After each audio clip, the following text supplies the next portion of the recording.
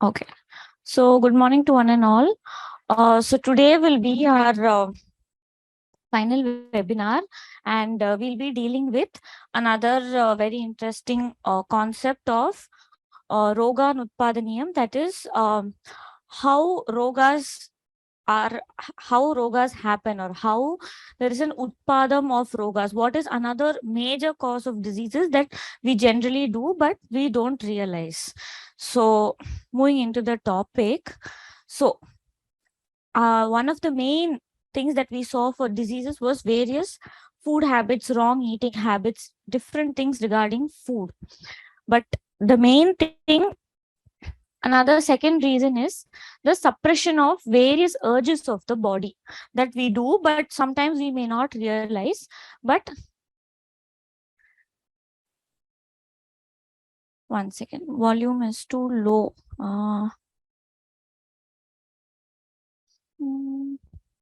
Now is it okay?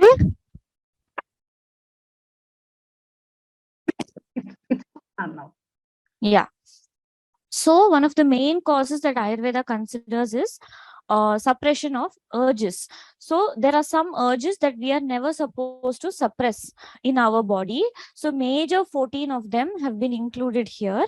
So they explain about Urdhvatam, Adhovatam, Shakrit, Mutram, Kshava, Trishna, Kshudha, Nidra, Kasa, Shramashwasam, that is deep breathing, Jrimba, that is yawning, Ashru, Chardi, and Retas. So let us go through one by one. So the first thing is suppression of adhovatam or flatus. So this happens voluntarily or either in a condition where we are unable to. Some people cannot. Freely move their flatus. So what happens at that time? Over a period when there is improper movement of flatus, it causes a condition called Gulmum. So Gulmum is something that it is a term where it is translated as pain in different parts of the body, where some people might have experienced this, that you can feel like a round ball. It might not actually be a physical mass, but a round ball of vayu can move all over different parts of the body. So in allopathy, there is various terms, like when you get pain of any unknown origin, or they're not able to detect any physical abnormality to give your pain a term. So there is a condition called pain of unknown origin or unknown reason, which what Ayurveda beautifully diagnoses as Gulmum, where it is nothing but the aggravated vayu which can move in different parts of the body. So either from your navel, flanks, chest. So basically the vata that has to move downwards, when not moved, it V-shapes and comes upward, causing all these problems in the body. So it causes again urdhva. There is upward movement of vata. So when the vayu, which is by nature should move downwards, moves upward, it causes severe pain in the body. So anywhere in the body, or predominantly in this condition in the chest, navel region, flanks, or the entire abdomen, it causes a sense of fatigue. And when the wind is not able to move in its normal passage and there is obstruction to it, so also the urine and the fecal movement is obstructed in the body. So person is unable to even move his bowel or urine freely. Some other symptoms are, it ends up creating loss of digestion because the vayu moves upwards and hampers the agni. Loss of vision is not exactly that your vision gets lost. There is some disturbance in vision. There is no proper clarity. And hridgadam. So hridgadam is not exactly heart disease, but the person gets an extreme sharp chest pain mimicking a heart condition. So some of you might have experienced when either your upward vayu, that is your belching, or your flatus is improper, and you continue to eat or continue to do your same routine without treating the vayu direction. It can sometimes go and lodge in your chest, which can cause exactly a sharp pain like a heart attack, but it will not be so. So that much, that's how intense vayu can cause pain in the body. Then coming to suppression of shakrit or defecation, it causes calf muscle cramping. So pindikodveshanam, I think a lot of people would have experienced this. Also, people who have irregular or extremely constipated motion, or are unable to have free motion, they would have all experienced this pratishyayam. So they end up getting a running nose, and then if there is no proper motion, then they start getting headaches. Then it also causes again urdhva vayu. So all these vayus that are supposed to move downwards, when improperly functioning, they come upwards, and over a period of time, when the shakrit or the defecation is not happening on a regular basis, then the motion tends to become very hard, creating a cutting type of pain in the anus. That is a parikartika kind of a pain. It's like as if someone is cutting us with a saw. And also it causes hridayasyoparodhanam, that is pain in the chest region, like I mentioned for the same previous one. And along with these, all the symptoms mentioned for suppression of flatus is also seen. Since both wind and shakrit are controlled by the apana vayu, which moves downward, the symptoms would be similar. Just an addition of one or two symptoms here and there are seen. So what are the treatments in general? You should keep in mind that suppression of any urge will lead to aggravation of vata in the body. So once vayu gets aggravated, the predominant aim should be to bring the vata under control and regulated to move in the downward direction. So specific to flatulence and shakrit, food and drinks that are laxative should be given. So this again should be taken in moderation. So how to bring vayu under control when we are at home? So probably drink hot water, drink hot water with jeera or dhania or ginger. So something that calmates the body and also helps to move the vayu downwards. Also, food should be light, easy to digest and unctuous. So in spite of this, when your vayu or your flatulence or your motion is giving you some kind of problem, then definitely you'll have to immediately consult. Some people have this constant problem of improper flatulence and constantly keep getting this chest pain. So practically we have seen they come with severe, they say we have chest pain, we have done number of ECGs, but we have no heart issues. So there's a typical aggravation of vayu, and the symptoms that we have mentioned will be presented, and on taking a detailed history, we will know that they would have either had a continuous suppression of defecation or continuous suppression of the flatulence. So, or by default, there is a hamper in it which has caused the problem to them. And medicines and treatment that help move vayu downward should be done. So either applying warm oil below your abdomen region, sitting in a hot water tub, all that should be given. And treatments I will explain in brief in your next in when we come to suppression of micturition. So then coming to suppression of urdhva, that is when we suppress our belching, or for some reason some people also do not have they have some discomfort by while belching, or they're unable to completely freely belch. So this is another common complaint we get. We feel that the belch gets stuck in our throat and we're unable to bring out the belch freely. That time what happens, it causes distaste, because then again the vayu that is supposed to come out does not. Then again it is all related to the GI tract, so again it hampers your agni, causing distaste in the food. Then when the vayu over a period happens due to aggravation of vata, it may cause tremoring or shivering in the hands, or sometimes a mild feeling of uneasiness, etc. Then feeling of obstruction along the hrid region and the chest. So again, sudden obstruction of this vayu, sudden locking of it in the chest, you may almost feel that you are getting a heart attack or something is wrong with the heart region. So that is how sharp this vayu, when not expelled out, causes. Then it causes admanam. Again, it will cause distension of abdomen, gas buildup, loss of appetite, etc. And in some cases, it also causes cough and hiccups. So then the treatment that is given for hiccups should be done here. So that was not discussed in the slide here, but what generally should be done is again drinking of some hot water. So basically controlling and regulating vata should be mainly concentrated on. So again, giving your stomach enough rest, giving it lagu aharam, ushna aharam, and having some warm water.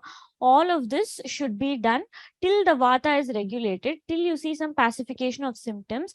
Also, during this kind of symptoms, Ayurveda has extremely beneficial and good medicines to help elevate this kind of pain and treat this kind of complaints.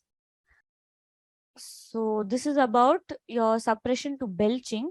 Then coming to suppression of mutram, that is your urination. So a lot of people, it is very, very commonly seen, and either due to improper restrooms or long travel or not comfortable using restroom, there are a lot of people who do this vegadaranam, which is very, very common.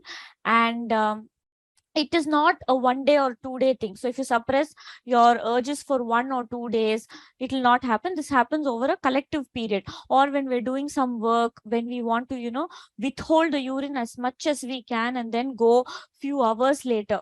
Do not expel it immediately as soon as the urge is there. Then over a period, what happens is it develops urinary calculus in the kidneys or the ureter.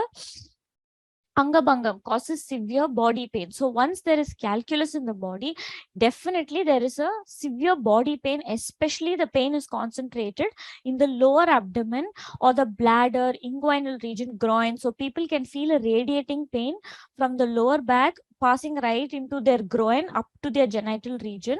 All these symptoms are there, and also symptoms mentioned in suppression of flatulence and defecation. Since all these three are regulated by the same vayu, so they also end up causing the same symptoms, like the vayu moves upwards, causes a lot of pain. All this can happen. Then the treatment for this and sometimes one more symptom that happens in suppression of mutram is, after some time there is a lack of urination. That is, even if the urge is there, the person has a sensation he's unable to push out the urine. So that is very, very commonly seen. So it is an extremely painful condition. So mostly they come to the hospital or they come to the clinic by then. So at that time, we have to bring out the vayu that is locked or stuck there. So first we try by doing Abhyangam. Avagaham is immersion of the hip below region in warm medicated oil or water. So here preferably water. So we give them a good Abhyangam and make them immerse their lower body in medicated water. So this medicated water will be with leaves of Vataharam kind of leaves. So a lot of leaves that reduce Vata will be boiled and made into a decoction, and this water will be poured and they will be asked to sit in it. Then Swedanam, again any kind of heat fermentation. So either you can give them Nadi Swedanam, that is we give it in a tube, or we can give them just ask them to repeatedly pour hot water at home. Then Vasti. So in the worst case, when nothing seems to help, then when they come into the hospital or the OPD, we give them a medicated enema, that is a small oil enema, or depending on the condition, into their anal opening, because of which the blocked or expelled vayu, whatever is there, is expelled out. And Varti is also nothing but suppositories that are mentioned. So these are all basically of the urge to of flatus, defecation and urination, all the three which are regulated by a common vayu. So these treatments can be applied for all the three of them when in pain. So at home you can either have a oil bath, sit in a tub of hot water, or give some hot water bags with steam, or pour some hot water. So in spite of that, if the condition doesn't seem to be coming down, then you always seek medical help. Then coming to suppression of shava, that is nothing but sneezing. So what happens is, very rarely we are able to suppress the urge of sneeze. It's not practically possible to suppress this urge. But when it happens, what happens is, sometimes when we do so, what suddenly it can, over a period, the dosha. So shava is a natural urge where the doshas are supposed to expel out. When it is not, it will again locate in your shiras, causing headaches. And because the head has most of your sense organs, again it will start causing some weakness of sense organs. Then if it is chronically done, when you're or practically not sneezing out well, or people only sneeze a little bit, then the doshas accumulate, causing rigidity or stiffness in the neck region. And in very very rare cases, it can also be one of the reasons for ardhitam or facial palsy, but that is extremely rare. So basically, when you see if you're not sneezing properly, or you are unable to bring out the sneeze properly due to some region, over a period you develop a headache, then you feel some stiffness or rigidity in your neck. All this starts happening, and you may start getting a running nose or an eye pain. So it starts affecting your sense organs. So what is the treatment? So the suppressed urge, or when the sneeze is somewhat suppressed and not able to come out freely, we have to slightly aid it, because it has to be expelled. So what we do is we do dhupanam, that is inhalation of medicated smoke. Or if you're at home, you can even do a good hot water steam, or just take a little bit of turmeric, that is manjal, heat it, and then again please follow the rules that dhumapanam has been mentioned, we discussed in dinacharya. So both the eyes should be definitely closed, and the smoke has to be inhaled and exhaled through the mouth. So then when you instigate or irritate the nostrils, the sneeze comes out. Then anjanam, so these days very very strong potent anjanams we do not give, but you can definitely do dhupanam or nasyam, that is again medicated nasal drops with strong or potent irritant kind of drugs are given in the OPD.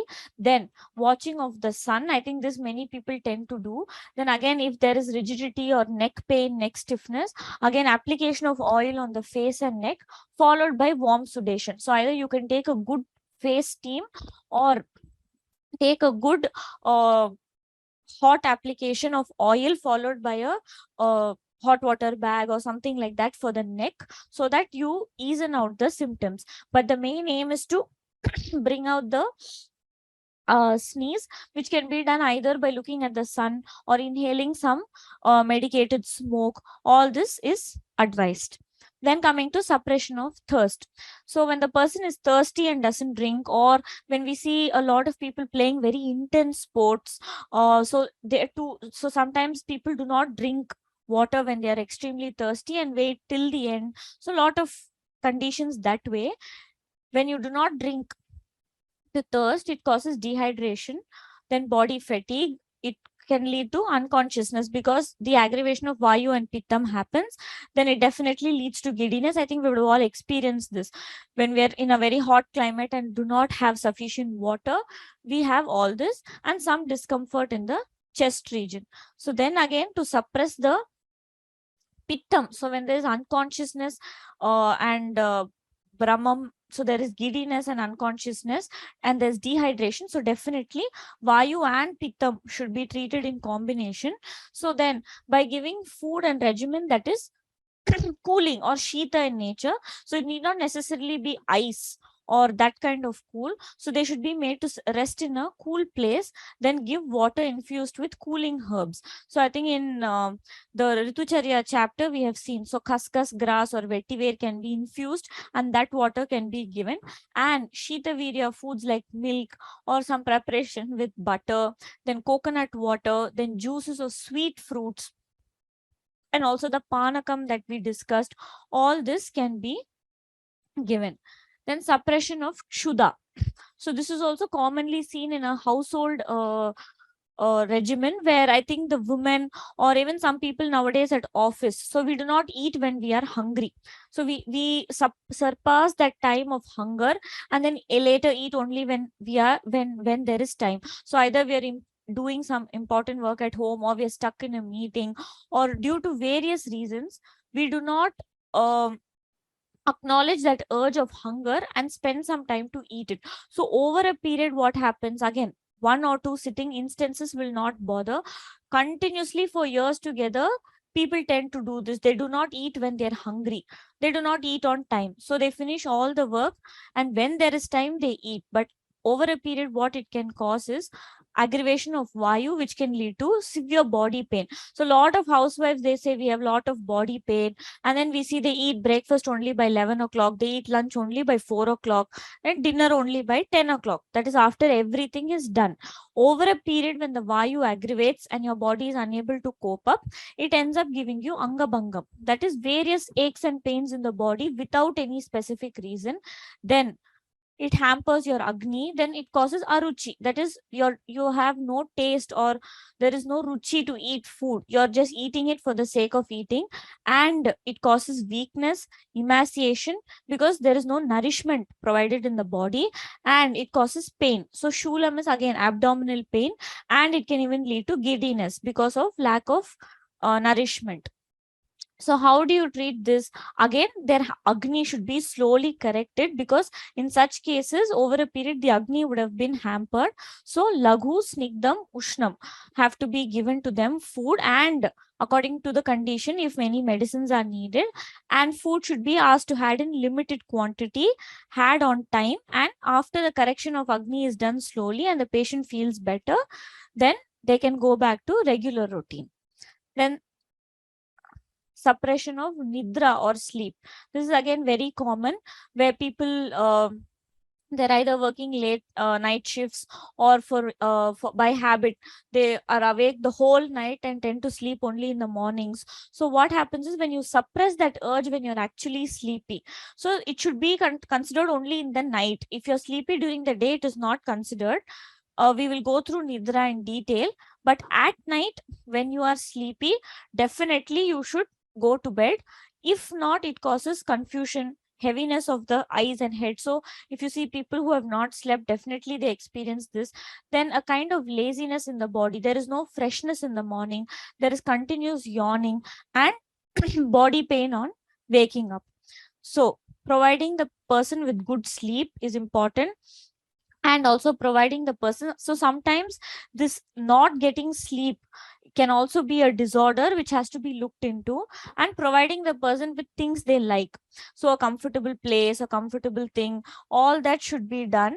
And a light massage, so always doing some abhyangam, or applying oil on your feet and your behind your ears, and giving yourself a light massage before going to bed. Just mild pressing of the body will also do. So in case for months together or weeks together there is suppression, or you're unable to get good sleep, then how do you compensate the sleep during the day is also mentioned in Ayurveda. So one, if you're compensating for that sleep because of extreme tiredness, or you're unable to cope up, then you should always nap on an empty stomach, not after having food. So you sleep on an empty stomach, wake up and have food, or you should, after a few hours of having lagu aharam, you should go and lie down for some time. So not eat full stomach and sleep, that should not be done. And the time or the amount of hours that you sleep should be half the amount of night sleep. So suppose your regular night sleep is 8 hours, then you should make sure that you sleep and compensate only half the time on an empty stomach, or if you've eaten something, wait till it digests and you feel light on your stomach, and then go and sleep.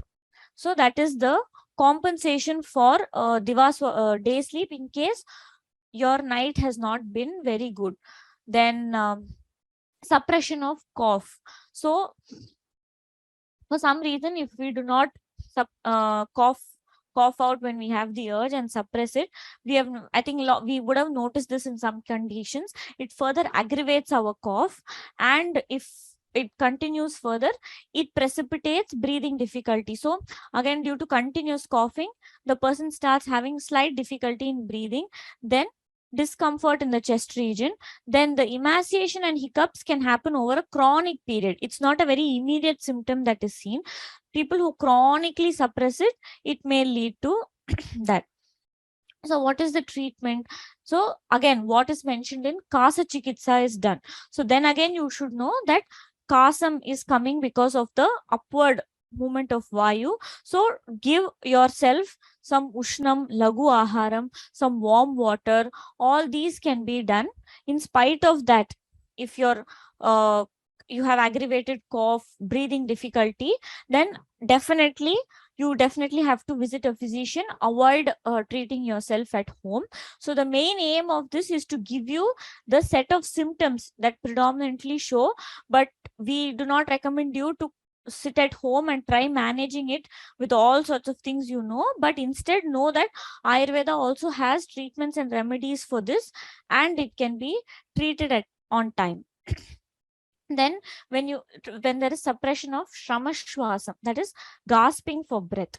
So I think in people who play or they're running for long, so in all those people, when this deep breathing is suppressed, then again the vayu gets severely aggravated. It causes gulmum. Again, like I mentioned, that abdominal fullness or that severe pain of vayu moving around, pain and discomfort in the cardiac region, moha, that is confusion or some kind of uneasiness that is felt. Then again, I think suppression of gasping for breath is very, very rare, but it's still seen. Then proper rest and measures to reduce vata should be advised. So that is done. Then suppression of jrimba or yawning. So the symptoms are similar to that of sneezing. So that you can see rigidity, neck rigidity, your weakness of sense organs, you end up getting a headache. So all this is seen when you do a suppression of jrimba or yawning. Again, the same treatments what we do recommend for sneezing is done. Again, some good steam inhalation, some oil application and warm sudation, all this should be done to combat the aggravated vata. Then suppression of bhashpa or crying. So again, due to various reasons, if we are going to suppress the urge to cry, again the doshas accumulate in the head region, then it ends up causing penasam or running nose, diseases of the eyes and head. So it causes heaviness around your head or sense organs, basically stiffness and neck rigidity, then distaste or aruchi in the food. So it begins to affect your basically tongue. So then there is no lack of taste because of the doshas accumulated in the head. It will affect your sense organs primarily, and in some people it can even cause giddiness because of the aggravation of doshas in the shiras. So sleep for relaxation is recommended, and intake of beverages like madhya. So here should not be considered literally alcohol, but sharp, potent, tikshnam kind of drinks or beverages should be given. So here a lot of asava arishtams or a lot of medicated medicines that are fermented and very sharp in forms of asava arishtams are there in Ayurveda. So when people come with such kind of symptoms, strong, potent medicines to eliminate the doshas that are accumulated in the head are given, and listening to pleasant stories, calming the mind, all of this is also recommended. Then coming to suppression of vomiting.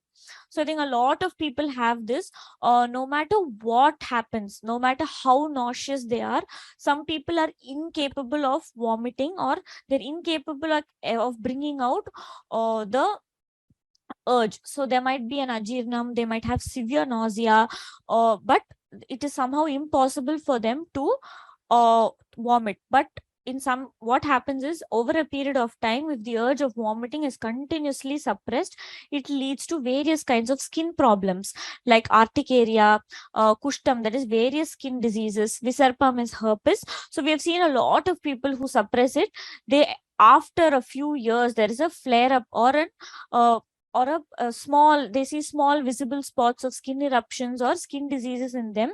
And if you take their history long back, they will continuously have a suppression of the vomiting urge. Then it can cause kandu or itching in the body, because the natural urge to vomit does not come every other day. Only when there is something unwanted in the body and the body has to expel it out, there is an urge to vomit. So definitely there is a that means that the body does not want it and it is trying to reject it. So when you keep in something that the body is trying to reject, over a period it leads to for vitiation of doshas, or that may itself remain as amam in the body and lead to all these kind of vitiations. So it causes itching, it can cause cough, it causes again breathing difficulty, then there is continuous nausea, then Abhyangam is hyperpigmentation in the face. So various kind of skin problems can be caused because of this. So what is the treatment is, again, gargling should be done. Then inhalation of herbal smoke, because we see all these people who suppress, there will be some accumulation of kapham in the face head region, so all that have to be elevated, has to be reduced. Then intake of food that is ruksham or dry, so do not give them very unctuous or nourishing food, because already suppression of the vomiting or the vomitus would have created some dosha vitiation, formation of amam in the body. So again, some ruksham treatment has to be done. And definitely, if they come up with certain active symptoms like that mentioned, they are made to vomit. So a vamanam is done for them. And to reduce the amatvam or the kaphatvam in the body, regular exercise, etc. is mentioned. And if the full expulsion of the thing is not done through vamanam, then we give them a virechanam or a purge. And some people, if they have some kind of abdominal discomfort or some uneasiness because of this retention of not able to vomit, then strong oils using shara or lavana are applied on the abdomen. So some oils that help reduce vata and pain are given. Then suppression of shukra or semen, which is seen. So when the urge is voluntarily controlled, so sometimes there is a seminal exudation by itself, but in spite of that, if it is forcefully controlled or not expelled out, then what happens is it leads to swelling and pain in testicular region. Then there is a groin pain. It can also lead to fever. Then it leads to obstruction of urine, since both have the same track path. So there is an obstruction of urine because of the obstruction of semen. Then it causes body pain and a lot of commonly related diseases like hydrocele, prostate calculi, or in some men even impotency is seen over a period. So the suppression of any of these urges is not recommended. So in suppression of shukram or retas, that is semen, so intake of rice, some madhya here again, potent strong drink, and chicken. So though we say that the semen is supposed to be, so for the production of semen or for the production of the shukra, the virium or the body should be very very cool. But in this condition, because of the aggravation and the dosha vitiation, initially you have to give them a little ushnam, snigdha aharam. Once the vitiation of dosha is there, is gone away, then you go back to treating the shukram as a shita virium. And always, men are always asked to take drugs, herbs, medicine, food that are always cooling. So because once the ushnatvam of the body increases, there is always a hamperment in the formation of shukram or retas. Then medically, if they come up with some problems like pain, groin pain, testicular region, mutra sangam, that is obstruction of urine like we saw, then we give them vasti, abhyangam, avagaham like we saw, and consumption of milk boiled with drugs for cleansing the bladder. So like a vasti shodhanam is done. And in married men, then sexual intercourse is recommended so that there is no further accumulation of retas. So these are all the urges and the treatments that have been mentioned in Ayurveda, and should not be withhold. So at the same time, most of the diseases occur due to forceful expulsion or suppression. So we saw here about suppression. Some people have a tendency to forcefully expel, so that is also should not be done. So either if you suppress or forcefully expel when the urge is not there, both of them lead to aggravation of vayu. So once vayu aggravates, it is very easy for it to move all over the body and vitiate the remaining doshas. So in general, the aim should be to give food, drinks, and medicines that do downward movement of vata, regulate the vatam, and then move into what symptoms the patients are experiencing and give the medicine accordingly.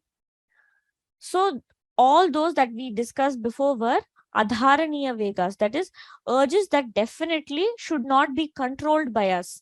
But there are some urges that acharyas mentioned that you should control, that is dharaniya vegas. So these are mainly related to the mind, which are very very important. So these are definitely to be controlled and are useful even in the present life and paraloka, is what the shloka mentions.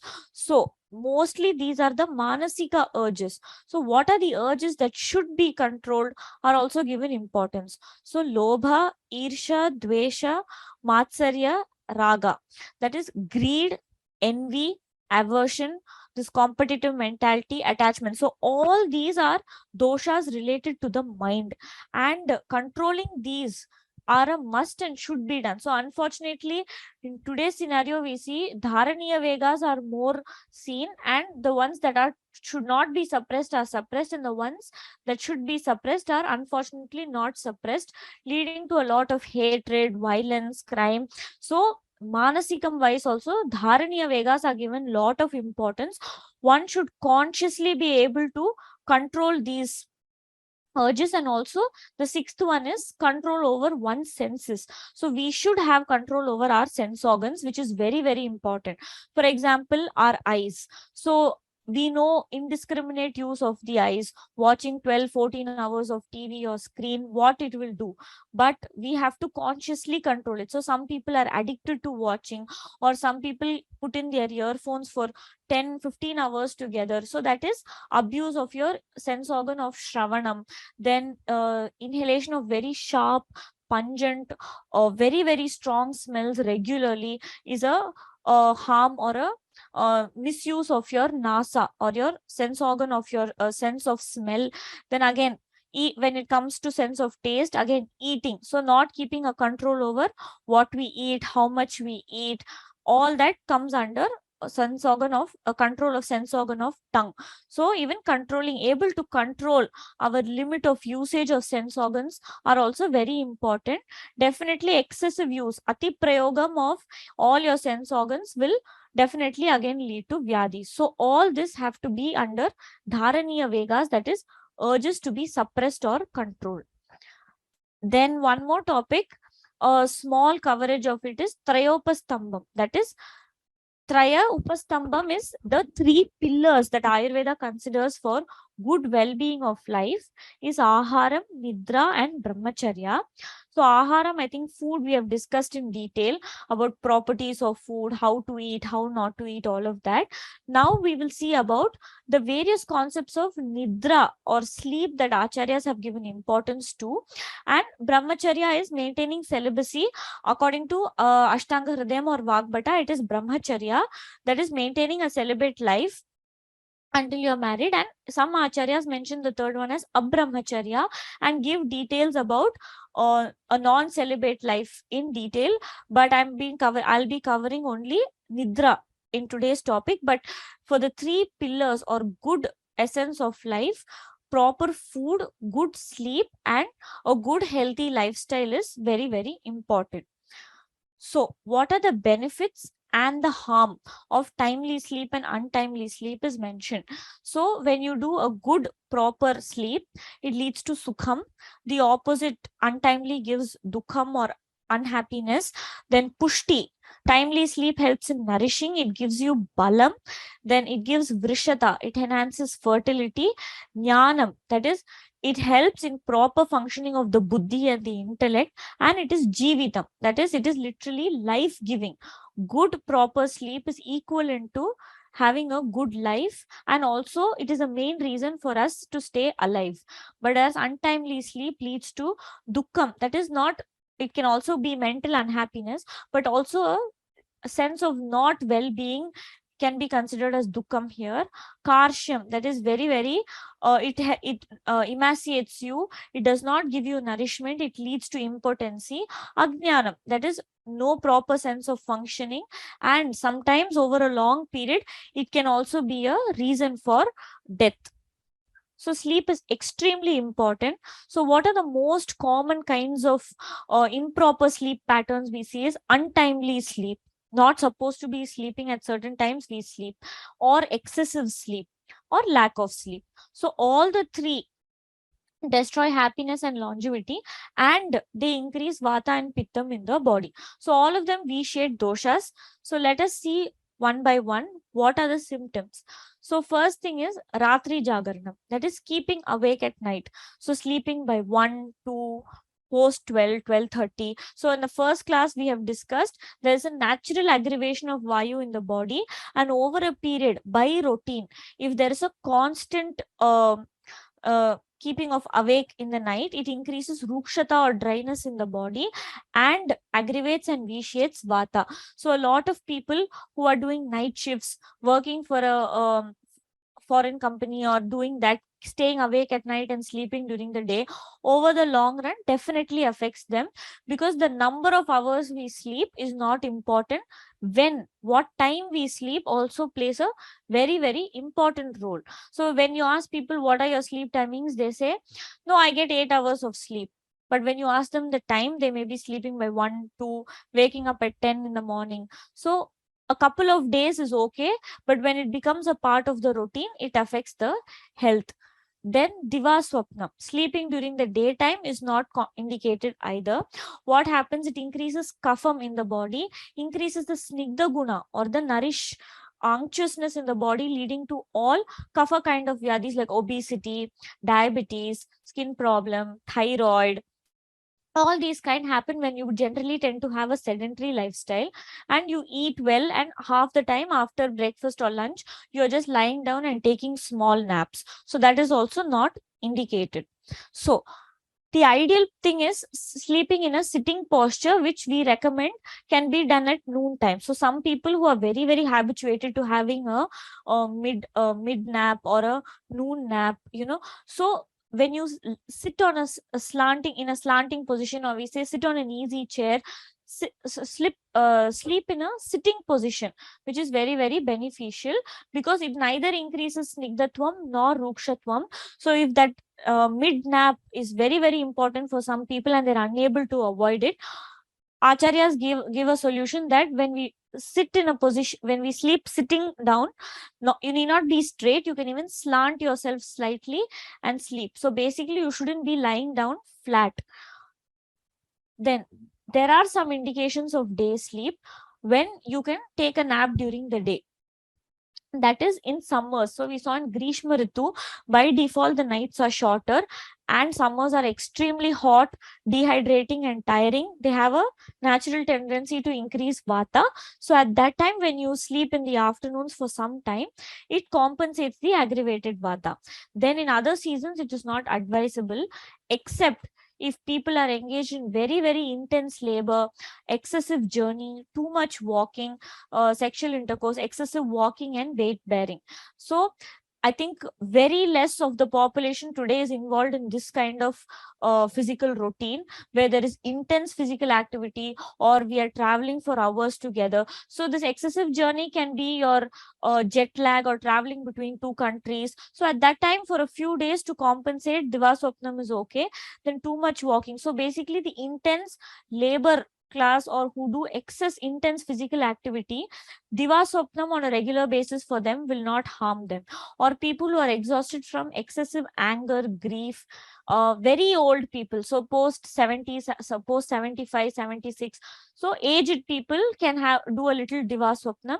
Young children, so that is children below 3 years of age, they can take some regular Divaswapnam, and people who are extremely exhausted. So these are the general indications for Divaswapnam. Also, if you are suffering from some kind of disease like atisaram, like loose motions, or shwasam, wheezing again, because your night sleeps are completely disturbed, or those suffering from chest injuries, trauma, those who are in intense pain, so for all these people, definitely their night sleep will be disturbed. So some amount of Divaswapnam is indicated and it will not cause any harm. So once you are habituated to Divaswapnam or sleep during the day can continue, but like I mentioned, do not lie down, kindly sit and close your eyes for a while.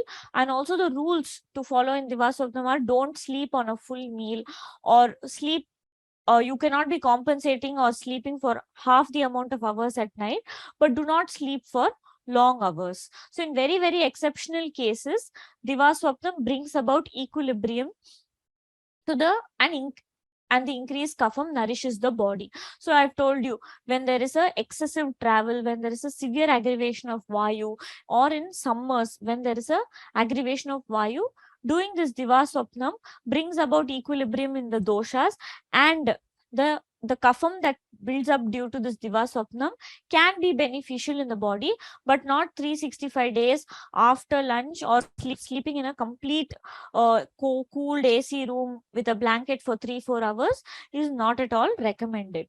And absolutely no day sleep for people who are obese or have a weight or have excessive weight, who have increased kapham, or who have kapha related diseases. It will again vitiate or increase their disease. So diabetes, thyroid, amavatam, rheumatoid arthritis, all these are kapha related disorders. So it will definitely aggravate their condition. And those who are habituated to eat a lot of sneha dravyas, or who have very nourishing unctuous food, who have a very sedentary lifestyle, who already have enough kapha buildup in them, again sleeping during the day will increase it and cause problems. Then coming to untimely sleep.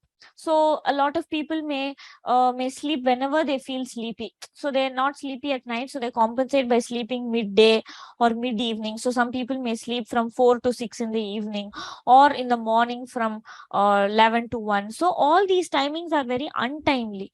So in rare occasions it is okay, but on a regular basis, if we are going to sleep on untimely occasions, it can cause confusion, stiffness, running nose, headaches, cough, nausea, swelling. It hampers the Agni. So it hampers the proper functions of the Agni, and obstructions in various srotases or body channels. So these are some of the common symptoms. So usually if you see you end up sleeping in the evening by mistake for a few days, or you end up sleeping because you're too sleepy, you end up waking with not such a good feeling, and there is some stiffness, heaviness in the head. You do not feel hungry by dinner time. There is one kind of lassitude that sets in because of untimely sleep. So if it becomes a problem, that is, if it becomes a habit and it has to be treated, then we ask them to do langhanam, that is some fasting or light diet. Then vamanam, swedanam, nasyam is done as a part of treatment. Then when the person sleeps excessively, so some people sleep 10 hours, 12 hours, 14 hours. So they no matter how much they sleep, the person does not feel compensated. So this excessive sleep should be treated as a problem. It is not a natural thing. So what happens is, definitely when there's excess sleep, even in the morning, in the night time. So you sleep by 9 o'clock, then they wake up only by next day 9. That is also long hours of sleep. So when there is a excess sleep, there is a vitiation of kapham in the body. So then again, so for such people, we see that the kapha vriddhi lakshanas are seen. So we do vamanam. Anjanam is again application of strong collyrium. Nasyam, using strong medicines we give them. Langanam, we ask them to go on a light ruksham kind of a diet, and subjecting the patient to excessive thinking, grief, anger, fear. All this is done. So basically giving them some work for the mind and body, so that it reduces kapham, and also because of the indulgence, that tendency to sleep is reduced. Then when there is loss of sleep, I think a lot of people suffer from loss of sleep these days, where no matter how intense their work is or how tired they are, they're unable to sleep at night. So it can cause body ache, heaviness of the body, drowsiness, yawning, inertia or a sense of laziness, or a lack of freshness in the body, fatigue, giddiness. Again, over a period, not good sleep causes indigestion or improper. It hampers your digestive system. Then it causes other diseases due to increase in vata. So again, if you're not sleeping at night, definitely the vayu is gradually aggravating. It may lead to other diseases that you may experience. So for loss of sleep, intake of milk, meat, soup, beverages, and curd. So all these help in giving good sleep. Then again, curd you should take according to season, month, according to the rules of consumption that is mentioned. And predominantly for those who do not get good sleep, we ask them to take buffalo milk, because it's more heavy and it's very, very good in insomnia. So preferably have your night dinner based out of milk so that you get good sleep. Then Abhyangam, so application of oil either on your feet or on the back of your ears, or taking an oil bath by evening. All this is recommended. Then again, warm bathing before you go to bed. Then again, not after eating. Before eating, bathing, oil application to the head regularly will overall help in improving sleep. And listening to pleasant things and staying in the company of beloved people are all some of the treatments mentioned. So apart from this, if sleep is still not provided, there are a lot of medications and treatments mentioned in Ayurveda to help induce good sleep for people who are suffering from loss of sleep. Then night sleep at the right time for the correct duration. So no matter how sleepy you are, we ask them to go, whether they are sleepy or not, go to bed at the right time. That is, go to bed by 10:30. Whether you're sleepy, stay in bed, keep your eyes closed and wake up at the right time. So do not oversleep or sleep later on. And if the whole night they have been awake, then they should, again, I have told you the rules for compensation. It should be compensated by sleeping half of the time during the day without having food. Otherwise, over 1 day, 2 days, people can cope up without sleeping. Otherwise, they end up having all these symptoms and they cannot function properly. So slowly compensating it and definitely correcting this loss of sleep is very, very important. Then coming to who is Sada Arogi, that is, who is considered a person who is always healthy, is who resorts to desirable food and lifestyle regimens, who is objective, who is apathetic to sensual affairs, so who is not very emotional reactive. Munificent is someone who has a lot of gratitude, who is very generous. So acharyas have included both physical and mental aspects for people to always remain healthy. It is not only about the physical aspects of it. So people who are honest, straightforward, who have a lot of patience, who are a lot of who are very generous and giving and very objective in their views, along with that, who resort to desirable good aharam, good regimen, good nidra, following good dinacharya and other practices, are the people who always can maintain a good healthy lifestyle.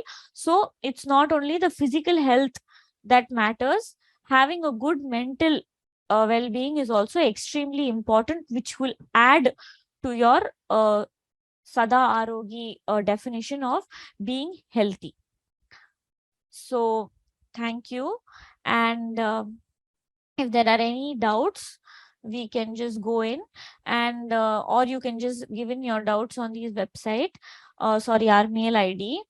And yeah, so just a brief about today's class. We dealt with some of the urges that should not be suppressed. What are the symptoms commonly seen when you suppress certain urges, and how manasika vegas or your mental faculties of certain emotions should be controlled, and importance about sleep, which is one of the important pillars of well-being, and what is the treatments or what are the possibilities that happen when you do a late night, when you do a day sleep, untimely sleep, excessive sleep, loss of sleep.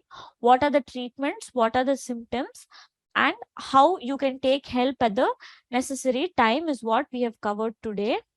So I think we can move to the question answer. So one second. So behind the ears, please share. You can just apply it behind your whole ears. That is, there's no specific point. Behind your ear pinna or the entire ear behind, you can just apply some warm oil. So listen. So in this context of Trayopastambam, Brahmacharya means celibacy. Otherwise, it does not mean. Those different stages of a man's transition of Brahmacharya, Grahastha, not that kind of Brahmacharya. In this context of Ayurveda and the text, it means regarding celibacy. So students keep awake and sleep is generally not preferred, or like I told you, if it is only going to be during a few days or few days for your exam or something, it may not affect you. And also that they are very young, they cope up with it generally. Otherwise, long years or in routine, keeping late nights is not advisable. Even for students, when they come to us, we tell them to wake up early and study rather than sleeping very, very late in the night. Could you please share something on too much dreams in Nidra? So that I do not know why there's excessive dreaming, but then we'll have to go through why or what sort of dream is coming again. Swapna or dream is a separate topic. So there's no specific reason. Or if the mind is constantly thinking or working on something, there could be. So these days our mind is constantly being active and we are seeing. So what can we do to give ourselves mental rest? So again, it is also a control of senses, because you're constantly seeing your phone and laptop. Control over one's senses is mentioned in Dharaniya Vegas, which you should constantly take time off to fix a certain amount of time that you have to use your phone or laptop, and engage yourself in other activities that do not harm your sense organs. So doing some exercise, keeping a routine for yourself, so all this can help. And what is the right time and duration for nap during the day? So which is what I've mentioned now.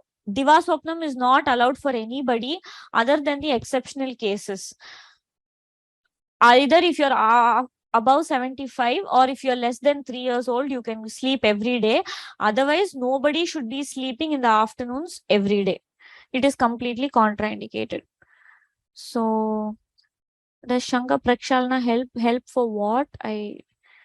So difference between holding the urge of holding back Shukran.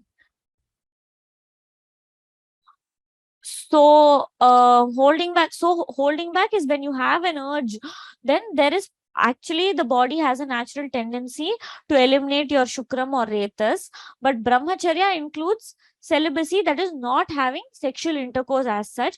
But like I told you, other acharyas have mentioned in Trayopastama as a brahmacharya and have given a lot of do's and don'ts as a part of your sexual life. So that we have not gone through in detail here, but in Vagbata has mentioned celibacy as in brahmacharya as in not having sexual intercourse, but that is only with in perspective to unmarried men. But abrahmacharya has been discussed by Charaka and Sushruta, so we have not gone through that. Ma'am, can you explain oil bath? I think I have explained quite a bit in the second chapter. If you go through the Dinacharya recording, I think we have gone through lot about that. And how many hours can a person? Ideally, 7 to 8 hours is a good amount of sleep. Then again, that what time you sleep. So Ayurveda recommends you go to bed by 10:30 and wake up by 5:36. So that is ideal. So I think you should refrain to doubts of today's session. I think again about oil bath and its frequency, we have discussed in Dinacharya chapter. And about ragi and sprouting it also, we have discussed in detail in the Aharam chapter. So please go through those recordings. And Sada Arogya is the characteristics that they have mentioned for a person to remain good, not what are the treatments. So like I told you, yoga is also a part of Ayurveda, but it is not included in the granthas as such. So yoga is written by different set of acharyas. So in your granthas or your brihatrais, if you see as such Charaka Sushruta, not much detail about yoga will be mentioned. It is a different perspective and it's also included as a branch in Ayurveda. So here the terms that I've mentioned are only about the characteristics that the person should have. Regular heavy itching in the ears and throat, what to do? So again, no medical related questions. You can definitely consult someone because we cannot be taking up personal health questions. Talk about addictions of any kind. So I think the only addiction Ayurveda talks about is Madatyam, that is alcohol addiction, and a lot of treatment and stages to it. Again, it is considered as a disease. So Shanka Prakshalana, if it helps for sleep, I'm not sure. We'll have to see the Falashruti or what benefits Shanka Prakshalana gives. But according to Ayurveda, these what I've mentioned helps. What sort of bedding is recommended? So there is no bedding recommended as such in Ayurveda. There is no specification of any kind of bed. They always say you should keep your environment and the place you sleep comfortable. So it is according to your comfort. So as such, there is no pillow. I don't know if it's mentioned textually, but I think keeping one is okay. So that is personal this thing. Again, not keeping it too high or not keeping it too low. Preferably you should be sleeping on a your position should be straight, and one soft pillow to slightly elevate is okay. But there's no as such recommendations mentioned in the text. Mm. So, and should this be using a kashaya bowl or just with the hands? No, for applying oil on your sole, you can just heat the oil, apply it with your palms on your sole, and then just sleep. That is also okay.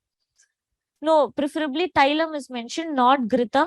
Again, we have mentioned why Thailam and not Gritam in Dinacharya chapter. So you can go through that. Ayurvedic solution for nerve damage. So again, I'm not taking medically related questions. It will, can we use aroma diffuser with open window? So I don't know if this is relevant here, and it, so So anything about regarding Ayurveda doctors, anything, you can please send me a mail. I think I can reply better on that because we'll have to respect the time and presence of all the others who are also here. So refrain from asking personal questions. If Nasya causes done in the house. So if it's causing burning, kindly check with the doctor or make sure you're doing it the right way. So mild burning in the nostrils, and after it subsides for a few minutes, it is okay. Anuthylam can give a mild irritation. Once it stops, it's okay. But if it's persisting, then I have told you that you have to stop and consult a doctor. Then again, is sitting position recommended in day sleep or nap? So in day sleep, that is when you're napping for a short while, not at the night time. Night time, you have to lie down and sleep. So when you're taking a nap in the mid noon or something like that, just rest, slide down and rest, sit down and rest for about 10-15 minutes is what is recommended ideally. But in summers, you can do slightly longer. What is shloka mentioned in text regarding? So then I think we can go through the chat box.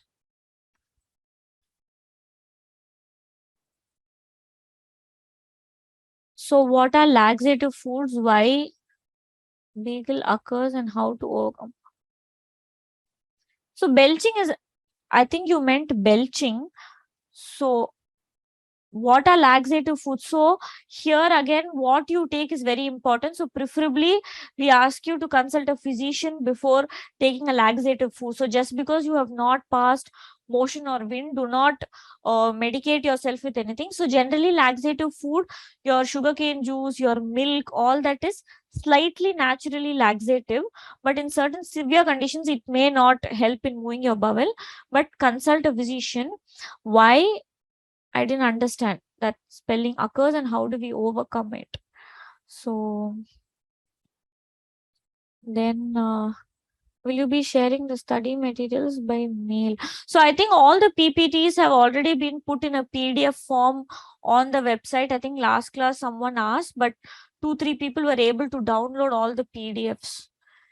And also I think I've covered the names of the books that are best in the previous PPTs. In each language, which book you can purchase. So there's no medic. If you travel for 4 days and vata is increased, like I told you, there's no it's a personal thing, and it's not that the vata is increased, you have to take a medicine, or there is no specific medicine for reduced pitta and kapham. It does not work like a dolo or a paracetamol or something like that. It depends on what symptoms you are affected with, and the physician has to assess your agni, your balam, everything before giving medicines. There are various medicines to reduce vayu, pittam, kapham, but depending on what is affected, it has to be recommended. There's nothing that you can do at home like that. So does putting few drops of oil help in putting? You can do a pada abhyangam instead. You need not nasyam. You do it in the mornings, not before going to bed. But applying oil behind your ears and applying warm oil on your feet is beneficial. Please explain about flatus urinary calculus. I think we have discussed about that. Will control of urine result in kidney? Not really. And I think beyond a point, result controlling of urine is not too possible. And it's not equivalent to seeing kidney failure. Has many reasons, but controlling this urge will not. But it can definitely cause renal calculus and infection and other things which could lead to that. And does fasting help? What is, I think fasting also we have discussed in the Aharam chapter about 2 meals, and now how we can make it 3. So we'll stick to today's doubts or today's topic. Then could you please give basic medications for, so that's what I told, vayu, pittam, kapham, there is no equivalent. So for vata, there is no thing like a dolo, or for a cough, there is no one cough syrup. You cannot do it. You need to, you can follow the vata haram, pitta haram, kapha haram kind of habits and lifestyle regimens that have been discussed in this class. In spite of that, if your complaints are not coming down, you please consult a physician. That is what I suggest. How long will the recordings be available? I think will there be one more repeat of this course? So we don't know. We'll have to plan a repeat later, but the recordings will be there. I think the admin organizer Nagashri ma'am will let you know how long. I think it will be there for. I'm not sure. She will let you know. And thank you. Will there be a part 2? As of now, there is no prep plan for part 2, but we'll let you know. So I think there's no book for this because it was compiled by just all of us for so-called the topics that would be suitable for the beginners. So you can just maybe download or print all the PDFs that have been put up. So when we wake up in the night, can we drink water? Yes, if you're thirsty, you can drink water. That is okay. And how can we control itching? So again, I told you no health related questions. We have to see why there is itching, all of that. And hiccups is generally caused because of, according to modern, irregular movement of your diaphragm. That is a small kind of a band that is there between your lungs and your stomach. But in general, when there is a vitiation of vata, when there is an irregular movement of the diaphragm not pertaining to your breathing, it causes the hiccup. So then again, once you elevate vata, bring it back in the downward direction, you can bring it down. So I think 1 second, it's gone completely.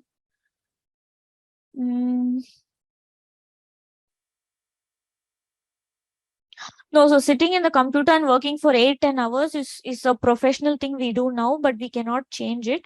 But back then in Ayurveda, there was no working hours like this. So you should constantly make sure that you are walking for some time in between your work hours.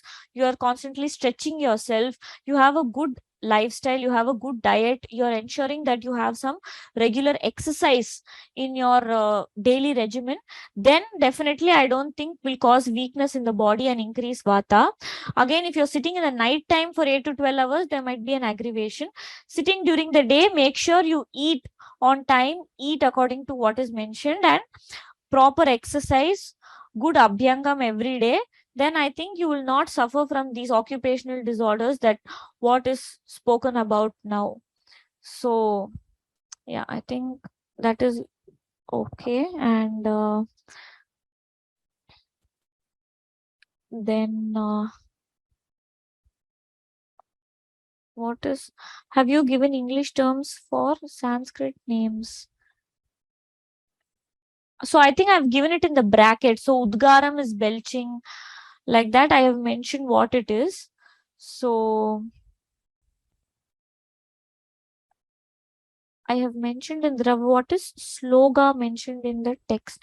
No, so what I would have mentioned is our Ashtanga Hridayam is all as a form of 2-line shlokas, which which I have just compiled and given it in English, or just given the terms. I have not put the shloka as such, but shloka is nothing but a 2-line of it given in Sanskrit. So if you want to go through the actual text or go through the class in a shloka wise, you can go through Ashtanga Hridayam.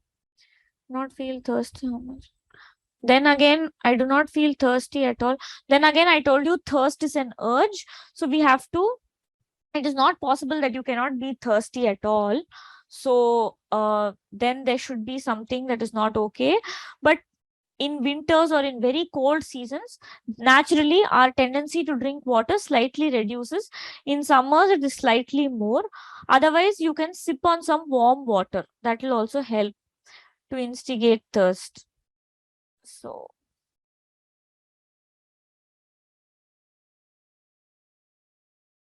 I think Sanskrit, English equivalents, I think in each thing we have given in the same PPT itself, because some people had asked. So in Dravadravyam, if they have asked what is Ushnam, we have mentioned nearby, it is heating.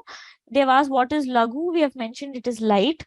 What is Kasam, we have mentioned it is cough. So it is in the same thing.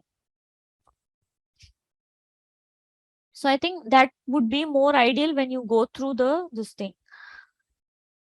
So didn't understand the term calculus used. So calculus is nothing but urinary stones. It is some kind of, no. So urinary calculus or Ashmari is nothing but formation of urinary stones. So urinary calculi is something that is very common, where you have stones in your kidney or ureter or your bladder, which can be formed as a result of long years of suppressing urine. So calculus is nothing but urinary stone. And yeah, whatever you have taught, can we go for Ashtanga Hridayam? Yeah, you can definitely buy Ashtanga Hridayam in whichever language you prefer. That is the translation and the commentary. It is available. So again, recommended dosage of water in a day is not at all mentioned in Ayurveda. Again, depends on the season, your Agni. So we say whenever you are thirsty, sip on some warm water, except if it's very hot or summer season. So sipping on, drink water whenever you're thirsty according to Agni, and when you're having food you can sip warm water in between.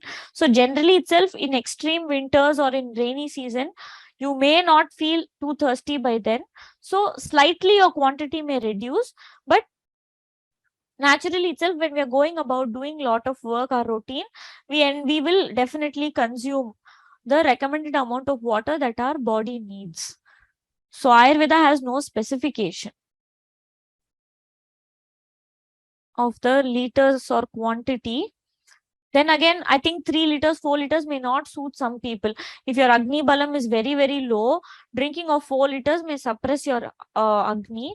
So we do not recommend having water that way.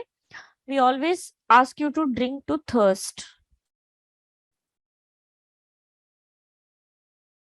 Yeah, so I think we have done with the chat box and Q&A box. If there is someone who want to raise their hand, I think we still have 10 minutes time before we.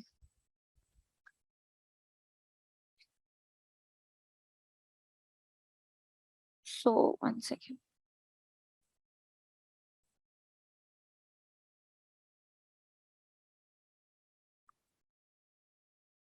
I think I've unmuted Jay Shri ma'am.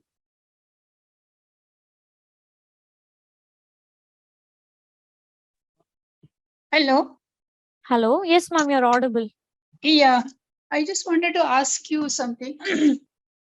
In your textbooks in Ayurveda, is it mentioned how to go about a new medicine or new type of food or ahar charya or something, how how people have arrived at all these things which you are telling us, like, whether this rice is good or that rice is good, this is lagu, this is, how exactly those experiments were done? Do you have any mention So about that? those mentions are not done, but if they are, so what one thing Ayurveda considers as a pramana is aptavakyam, that is what is taught by your guru or what is written by That's, your guru or an author will yeah, always be based on some pramana or pratyaksha. So they would have either experienced it with their sense organs, anumana, inferred it through some experience of theirs, and yeah. only then put it into a book.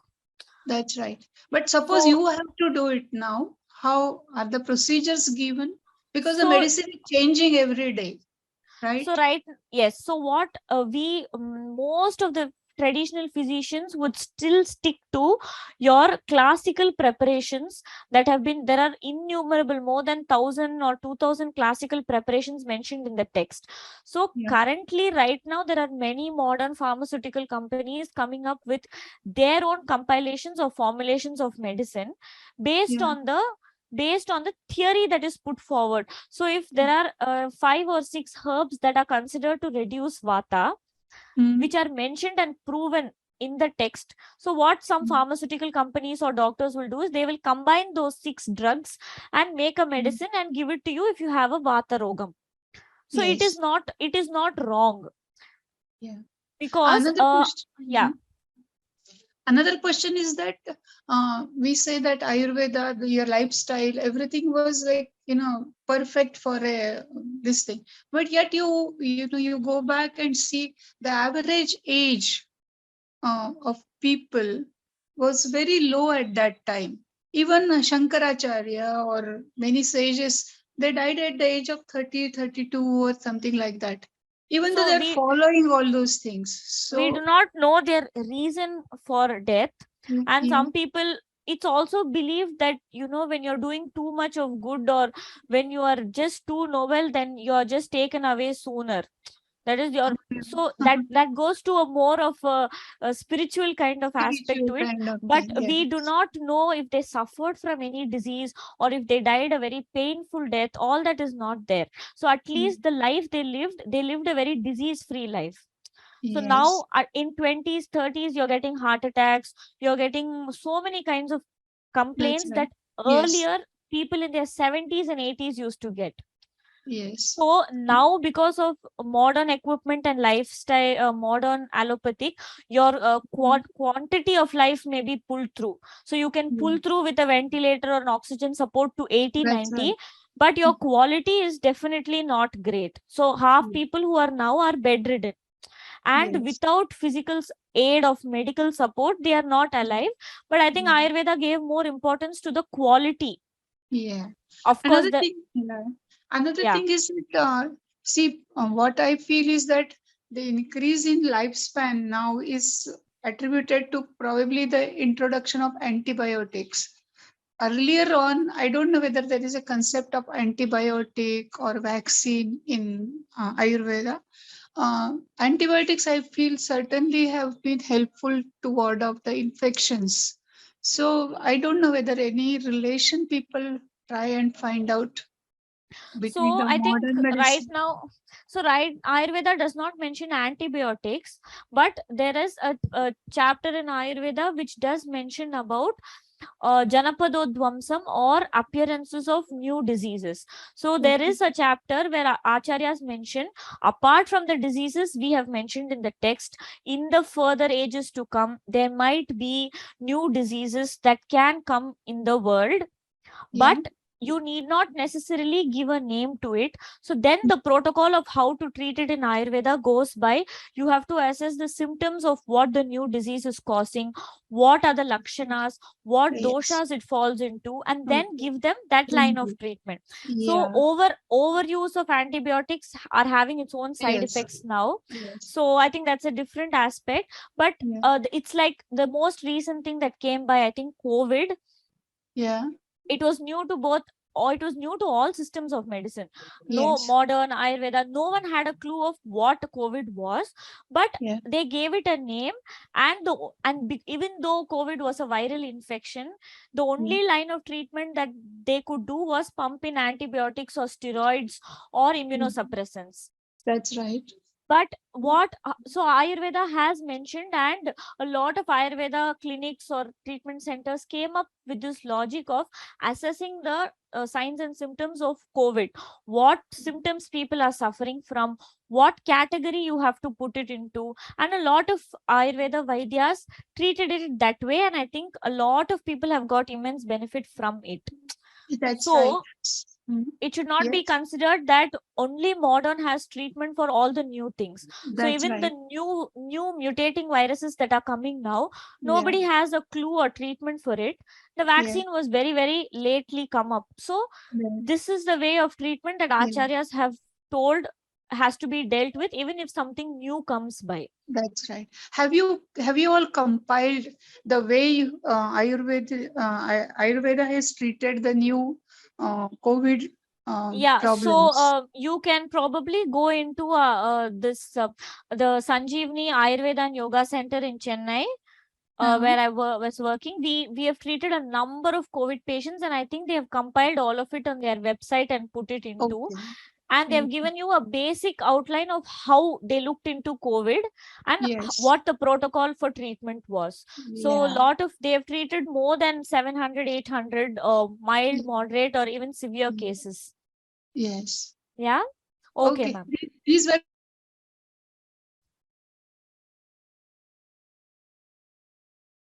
So I think one more person. We have just time for one more person, and I think I've unmuted Jitu.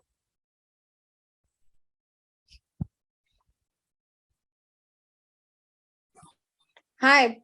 Hello. Yeah, tell me, ma'am. Yeah.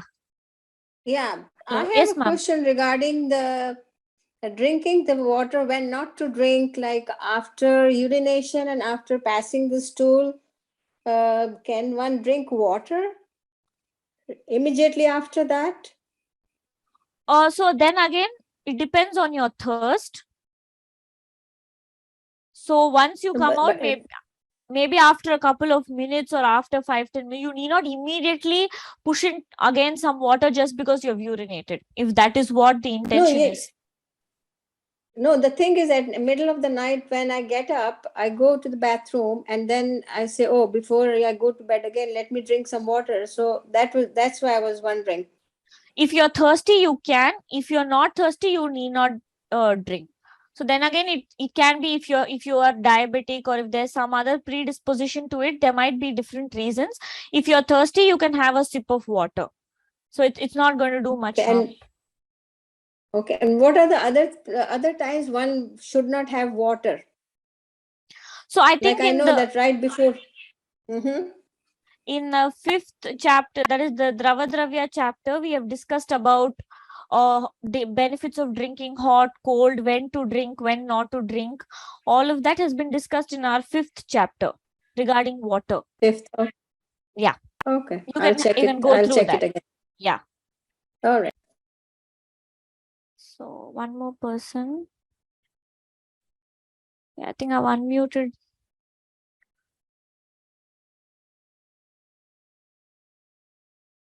Amita, ma'am. I had a doubt about yoga. You Huh. said yoga is part of Ayurveda. There is a chapter on yoga in Ayurveda. So I wanted to know about Vaman and Shankprakshalan. If Vaman, it helps so much. So should one drink a lot of water in the morning? Say every 2 weeks, once in 2 weeks.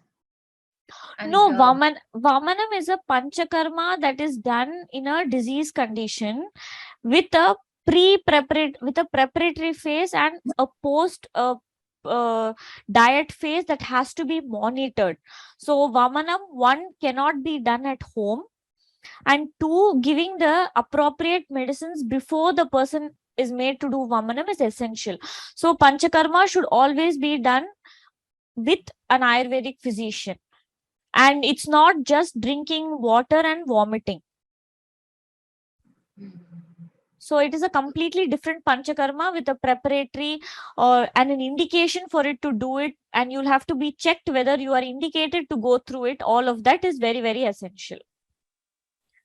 That the Shat Karmas, Shank Prakshalan, and there are other Shat Karmas which people do it on their own too.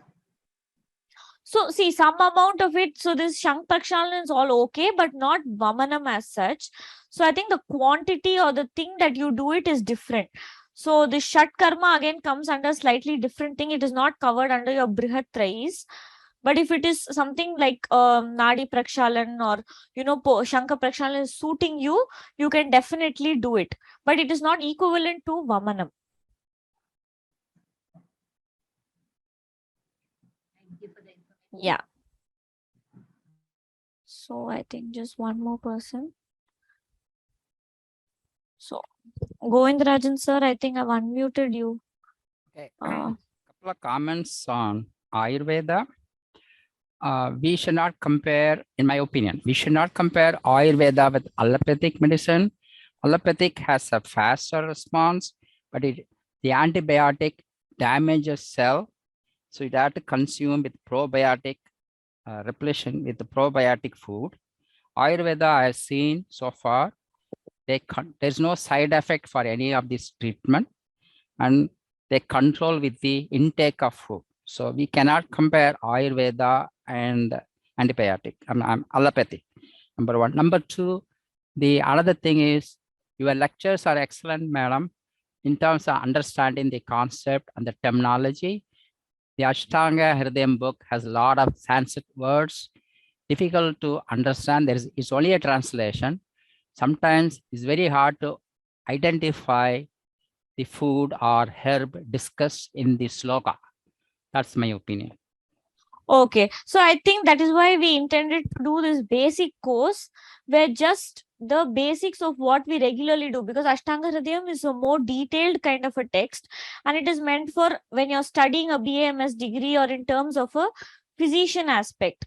So these small references and bits and pieces that we have put in through this course is the minimum that we can pass on through for a common man. Thank you. Yeah. So I think we are done with. So just one more person.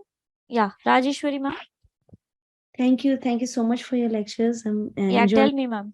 Just a quick just addition to what the previous lady was asking about vaccine. There is a book called Shitala, and about Shitala Devi, where there was the Lasikaran that was practiced for smallpox vaccine. I don't know if it had Ayurvedic base or not, but there was vaccinations that were practiced in ancient India. So I just wanted to mention that, and I can, ma'am, I can send you the link to that book if you want to. Sure. So there could have been, but textual wise, there is nothing like a vaccine reference.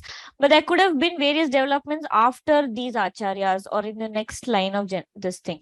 So it's good to know. Yes, thank you. Yeah.